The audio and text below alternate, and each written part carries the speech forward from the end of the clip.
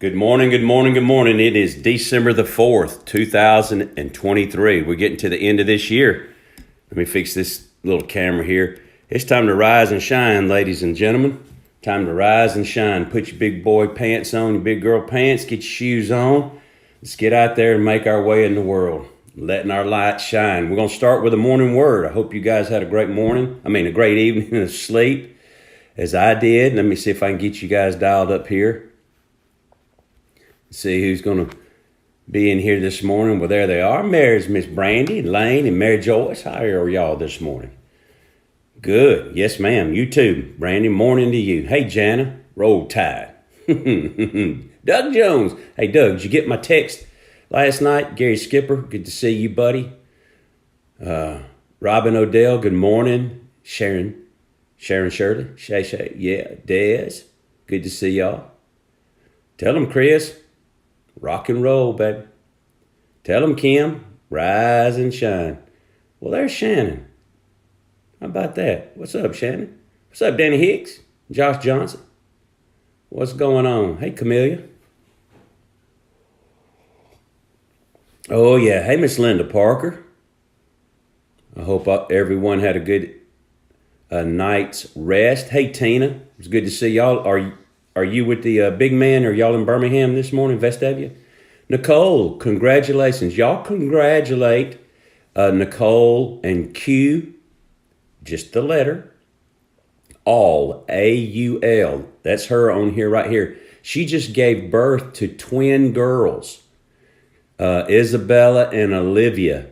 And they were a little early, but they're good, baby. They're yelling and screaming and TTing and all that good stuff. But they got to stay a couple of days in ICU because they were twins and early. So y'all congratulate Nicole on the birth of her, Nicole and Q, in the birth of their babies. The cowboy has gone back. All right, Tina. So congratulations to Q and Nicole on the birth of their babies. Hey, Sonny B and Michelle, good morning to you. How you doing? How's things out in Coker, Alabama?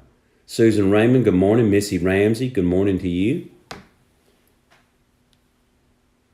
Yeah, praying for James this morning, Daryl. Yes, we are. Tina Vining's husband, Big James, we call him Big Junior sometimes. He is having cervical disc surgery this morning. He's already gone back, and he is welcoming that because he wants some relief. Hey, Natalie. Yeah, they are strong and beautiful. Yes, they are, Nicole. Beautiful girls. Beth showed me. Hey, Vanita. Hey, Missy. Beth showed me the pictures of them little screaming naked babies. And they look. I told her, I said, they look big for preemie twins. So you got your hands full of blessings there. Hey, Lisa. Hey, Darlene. Hey, Patricia. Hey, Kylie. PR, I like it. Good morning to you, Kylie. Hey, Miss Faye. Y'all remember Miss Faye? Miss Faye's and her husband. Good people. They're my neighbors, and just some difficult times with that age brings on with her spouse, her husband, and y'all just pray for Miss Faye Taylor to have some strength and some wisdom about what she needs to do. Just hey, Nick. Hey, Gail. Hello to you too. Hey, Diane. Hey, Geraldine. I hear the big Rob, the big fox. He made his way home. He's gonna be all right. He's on the upside now. Hey, good morning. They're 4.5 pounds and 3.1 pounds. You need to call one Tiny. That little one, 3.15. Her nickname needs to be Tiny. Yeah, he's home. All right. Cups up. Let's do it. Cups up. Toast to the morning word crowd. God bless you. God bless America. Here we go. We are in Mark chapter 5. I'm going to give you about 30 seconds to get there. Mark chapter 5. And I want to give a shout out to all of our first responders, to our school teachers. Ooh, it's almost Christmas break. And to our military personnel. In case you didn't know it, we had a military ship attacked yesterday by the Houthi rebels in Yemen. That ain't good, baby. They picked on a destroyer too. That really isn't good. They carry cruise missiles. So anyway, please pray for our country that some of the people that are supposedly in charge will do the right, smart thing. All right. Mark chapter 5. The morning word is the dark side. With that little emoji. The dark side. All right, let's look at it. Verse 1. Then they came to the other side of the sea, to the country of the Gadarenes. And when he had come out of the boat, that's Jesus, immediately there met him out of the tombs a man with an unclean spirit, who had his dwelling among the tombs. And no one could bind him, not even with chains, because he had often been bound with shackles and chains. And the chains had been pulled apart by him, and the shackles broken in pieces. Neither could anyone tame him. And always, night and day, he was in the mountains and in the tombs, crying out and cutting himself with stones. Then he saw Jesus from afar, or when he saw Jesus from afar, he ran and worshipped him. And he cried out with a loud voice and said, "What have I to do with you, Jesus, the Son of the Most High God? I implore you by God that you do not torment me." For he, that is Jesus, had said to him, "Come out of the man, unclean spirit." And then he asked him, "What is your name?" And he answered, saying, "My name is Legion, for we are many." So there you see the dominant demon speaking on behalf of all of them. "My name is Legion, for we are many." Also he begged him earnestly that he would not send them out of the country. Now a large herd of swine was feeding there near the mountains. So all the demons begged him, saying, "Send us into the swine, that we may enter them." And at once Jesus gave them permission. Then the unclean spirits went out and entered the swine. There were about 2,000. And the herd ran violently down the steep place into the sea, and drowned in the sea. So those who fed the swine fled, and they told it in the city and in the country. And they went out to see what it was that had happened. Then they came to Jesus and saw the one who had been demon possessed and had the legion, sitting and clothed in his right mind, and they were afraid. And those who saw it told them how it happened to him who had been demon possessed, and about the swine. Then they began to plead with him to depart from their region. And when he had gotten into the boat, he who had been demon possessed begged him that he might go with him, or be with him. However, Jesus did not permit him, but said to him, "Go home to your friends and tell them what great things the Lord has done for you, and how he has had compassion on you." And he departed and began to proclaim in Decapolis all that Jesus had done for him, and all marveled. Now, let's back up just for a minute, because the morning word is the dark side, and I wanted us to kind of look at this text just for a moment this morning and glean some truth from this that is applicable to us today. Number one, we don't know how this demon-possessed man became demon-possessed. But we know that over time, not only was he possessed by one demon, but multiple.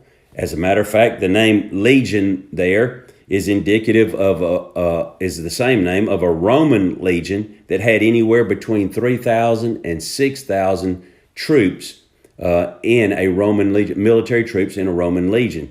So here is a demon that has a proper name, okay?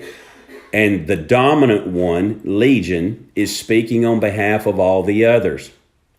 Now, here's something else that we need to look at just on the surface, is that these demons know who Jesus is. They know that he is the Son of the Most High God. They are 2 steps in front of most people. And they know that they have a tormenting time ahead of them. They know that there is a time when they are going to be banished into the abyss, which is where they're begging them not to go now. and that they're going to be locked away, never again to cause trouble. But they are on the earth, and we see something here that I want to, just a couple of things I want to make mention of. Number one is, we see this demon-possessed man. You can read also about him in Matthew 8 and Luke 8, those chapters.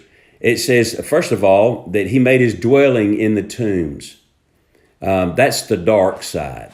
That's the, when you see goth, when you see blacked out windows, when you see gothic makeup, dress, that's dark side. When you see some of this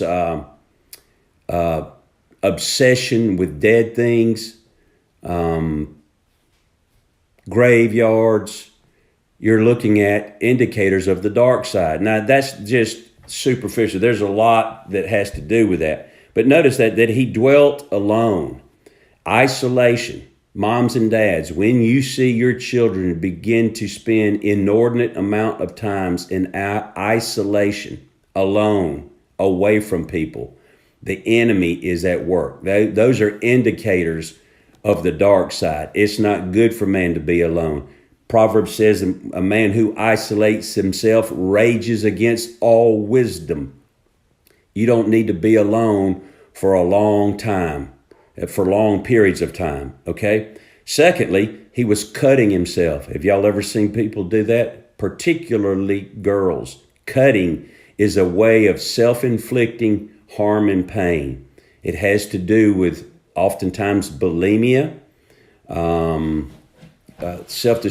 girls who suffer from bulimia, a sudden weight loss, moms and dads, sudden weight loss, indicators, cutting themselves, and not just cutting themselves like you think about, but I want you to think about this now.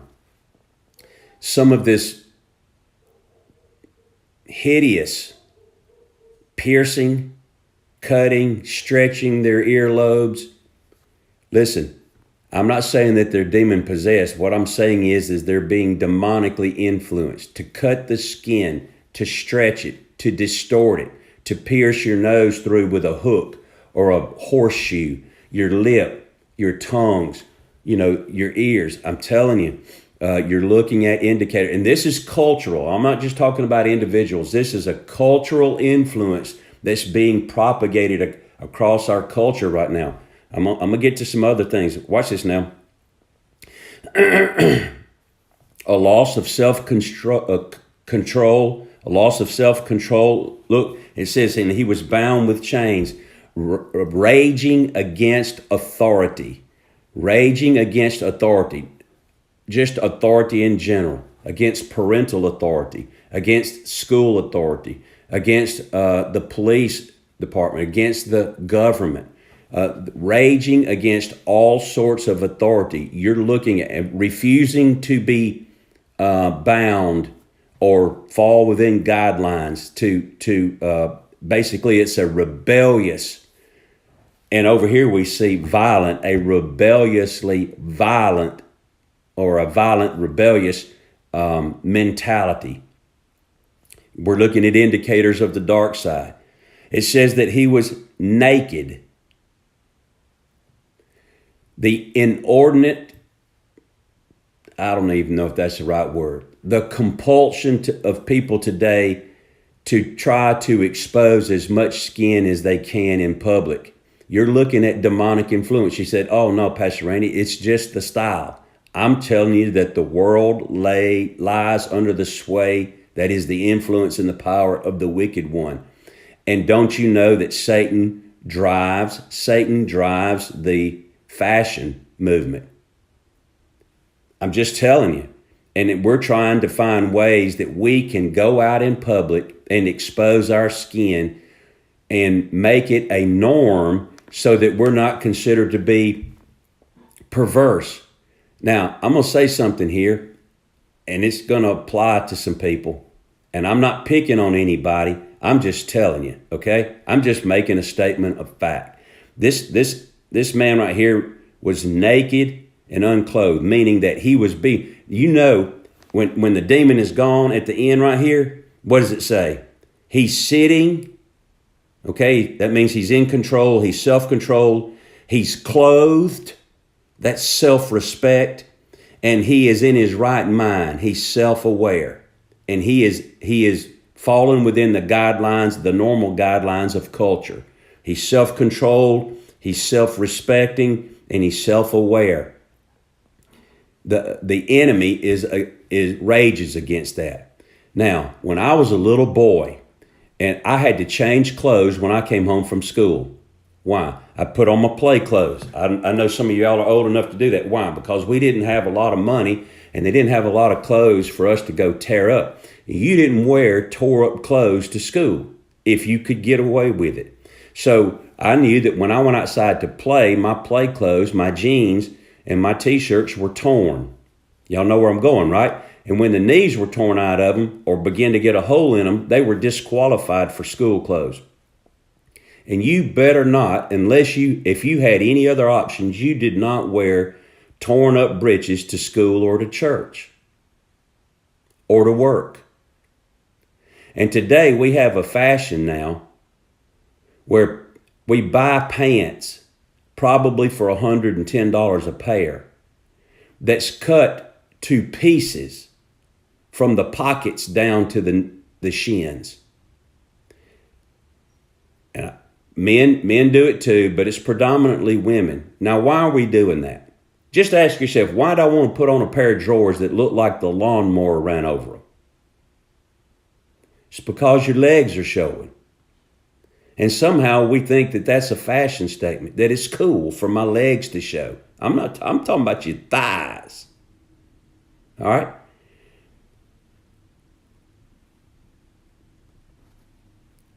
That's all I'm going to say about it. Back in the day, when it was less demonic, homie didn't play that. Your mom and daddy would tear your butt out of the frame you try to go to school, and they wouldn't let you come to school like that. Now, it goes on down here, and so they begged the demons begged Jesus not to torment and to send them into the swine. Okay? So when the demons leave and go into the swine, the pigs, they do exactly what they would not have done before they were indwelt by by the demons. Before the demons get into them, they're just sitting on the side of the hill, just eating pigs, just doing pig things. All right? All of a sudden, in a moment of time, when these demons are released from this man, and they go, and there was enough of them to indwell. Nobody saw it. They just saw the effect. Go into these swine. About 2,000 pigs, all at one time, turned in a herd, or whatever you call them, all right, and ran off down the hill and drowned themselves. Herd mentality, self-destruction. Herd mentality, self-destruction. Rebellion that led to their destruction. Indicators of the dark side. So we need to look at what's going on around us in this world. The last thing I'm going to say is this. I want you to go back up to verse 10. This is going to be good. It's in verse 9, it says, Then he asked, What is your name? And he answered, the demon answered Jesus, My name is Legion, for we are many. Also he, that is Legion, begged him, Jesus, earnestly, that he would not send them out of the country.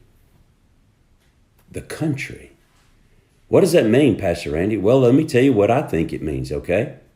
It means that there are areas, and I'm talking about geographical areas that are strongholds for demonic activity, more so than other areas, and should be avoided at all times.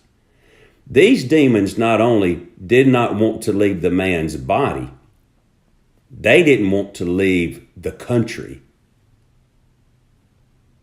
They did not want to leave the country, Gadara, meaning that there was a stronghold, meaning that they were comfortable in this area, that they were active, that they were numerous, and that they didn't want anything like Jesus. Matter of fact, we can see demonic influence. Watch this now. We can see demonic influence in the people of Gadara that were not demonically possessed, but they were oppressed, meaning that they were being influenced. So when they see a man who had been delivered from demonic oppression, he was clothed in his right mind and sitting at the feet of Jesus. They came to Jesus and they said, get out of our country. Get out of our country. Don't come back. Get out. Does that sound familiar? Get out of our city. Get out of our country. Get out of our town. Get out of our school. Get out. We don't want your kind. What kind? The God kind, the Jesus kind, the Christian kind. Get out. We don't want you here. When you see light being shunned, pushed away, when you see Christianity, when you see the gospel, when you see the name of Jesus being put out, you're looking at demonic oppression. Let me give you People's Exhibit A, our schools. Our kids are not necessarily, that go to public schools, they're not necessarily possessed. And they're not necessarily oppressed. But they are in an environment that is run by people who have told you that you're not welcomed here. If you mention Jesus, you're not welcomed here. Don't bring the Bible in here. And that's in businesses. That's in our culture. That the dark side is encroaching and it wants the light to get out. Get out. Get out. And you look at countries. I'm talking about, states. There's some blue states. There's some very blue cities. How about Chicago? How about San Francisco? Are there any Christians there? Absolutely. But let me tell you what. Legion is there in numerous ways. Legion. Tell you. And matter of fact, I'm going to make a statement here. Y'all think I'm being facetious. It has a touch to it, but it's true. If I had to move to San Francisco or Chicago for my job, I'd quit it. I'd flip pancakes at the Waffle House. I don't even make pancakes. I'd flip waffles at the Waffle House before I'd move my family to Chicago, Illinois, or San Francisco, California. I'd move them. I wouldn't go. I would not go. I wouldn't go. Why? Because there's too much darkness there. Now, if Jesus says go, I'll have to buckle up. All right, I'll have to go shine my light and get it on with the devil. But I ain't going I ain't going for $1. You can believe that. And guys, let me tell you something. There's some places, and they are in this town, places where they serve spirits. Fancy that. The word. Strongholds. Legion is there. Better stay gone. Guys, listen. Get your clothes on. Get you some self-respect. Start exercising self-control. Be self-aware and stay out of Legion's stronghold. Unless God sends you in there. When you go, be prayed up and have your Bible with you.